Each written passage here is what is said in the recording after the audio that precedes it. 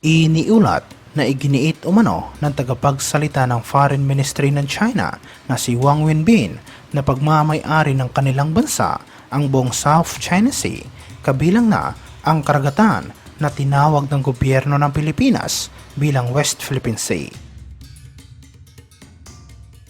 Sinabi ni Wang Wenbin na mayroon umanong indisputable sovereignty ang China sa buong South China Sea, pati na sa karagatan na tinawag ng Pilipinas bilang West Philippine Sea, at lalong-lalo na sa mga isla at bahura na matatagpuan sa lugar. Ayon kay Wang Wenbin, wala umanong karapatan na manghimasok ang ibang bansa sa kanilang teritoryo at ang kanilang mga ginagawang aksyon sa South China Sea ay naaayon umano sa international batas. Nagpahayag din siya na isang matinding pagtutol sa mga kamakailang pahayag ng mga opisyal ng Pilipinas at Estados Unidos na kumukontra sa mga ginagawang aksyon nito sa loob ng kanilang teritoryo. Sinabi niya na ang joint statement ng Estados Unidos at Pilipinas ay nakakasira umano sa lehitimo at legal na maritime law enforcement operation ng kanilang bansa, at higit pa nito, gumagawa ang Washington at Manila ng maling akusasyon laban sa China, at iginiit ni Wang Wenbin na mahigpit nila itong tinututulan. Sinabi ni Wang ng pagpapanatili ng kapayapaan at estabilidad sa rehiyon ay nakasalalay sa tiwala, pagkakaisa at pakikipagtulungan, at kinakailangan natin bilang mga miyembro ng rehiyong ito na seryosohin ang ating seguridad. Anya, nais ng China na i-remind ang mga bansa sa rehiyon na nagpapadikta sa ibang mga puwersa na mga ito ay hindi magdadala ng anumang kabutihan sa ating seguridad, at magdudulot lamang ito ng tensyon, maglalagay sa panganib sa ating kapayapaan, estabilidad at kaunlaran. Ang Pilipinas at Estados Unidos ay parehong nagpahayag ng matinding pagtutol sa illegal na maritime claim, militarization sa mga reclaimed na features, pagbabanta at mga ginagawang provokasyon ng China sa West Philippine Sea at South China Sea.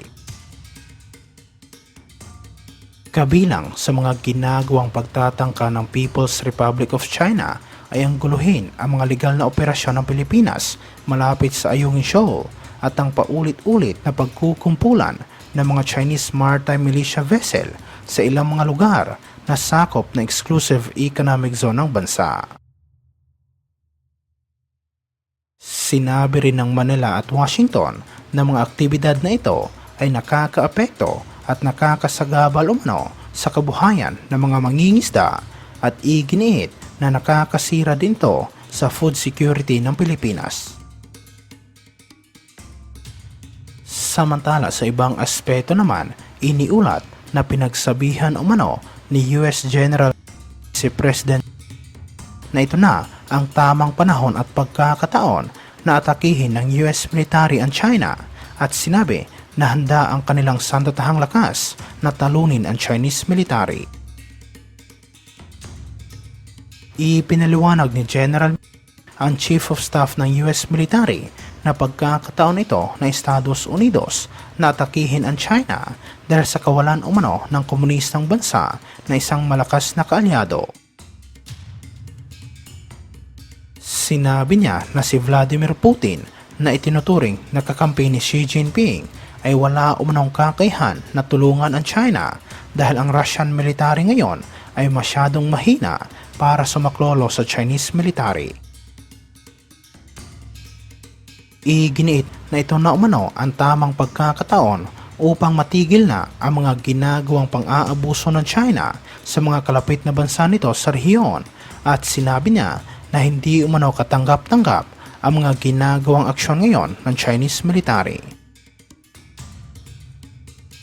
Iniulat ito matapos inakusahan ng China ang Estados Unidos na gumagawa umano ng mga provokasyon matapos agresibong lumapit ang isang Chinese plane sa isang American surveillance aircraft sa South China Sea noong nakaraang linggo. Sinabi ng tagapagsalita ng Foreign Ministry ng China na si Mao Ning ng patuloy at paulit-ulit na pagpapadala ng Estados Unidos ng mga barko at eroplano upang magsagawa ng malapitang surveillance sa China ay seryoso umanong nagdadala ng peligro sa pambansang soberanya at seguridad ng kanilang bansa. Sinabi rin niya ng ganitong uri ng provokasyon at mapanganib na hakbang ay nagiging sanhi ng mga security issues sa karagatan at nanawagan siya sa Washington na agad itigil ang ganitong uri ng aksyon. Binigyang diin niya na gagawin ng China ang lahat upang maprotektahan ang sarili nitong soberanya.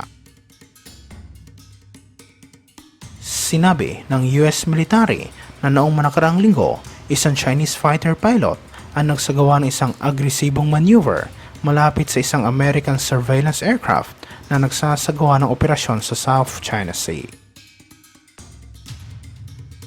Sa isang video footage na inilabas ng US military, makikita ang isang Chinese fighter plane na agresibo umunong lumapit at tumawid sa harapan ng kanilang surveillance aircraft na naging dahilan upang dumanas ng turbulence ang eroplano ng Estados Unidos. Sinabi naman ng tagapagsalita ng Pentagon ng ganitong uri ng pag-uugali ng komunistang bansa ay hindi umano katanggap-tanggap dahil nalagay umano sa peligro ang buhay ng kanilang mga personnel.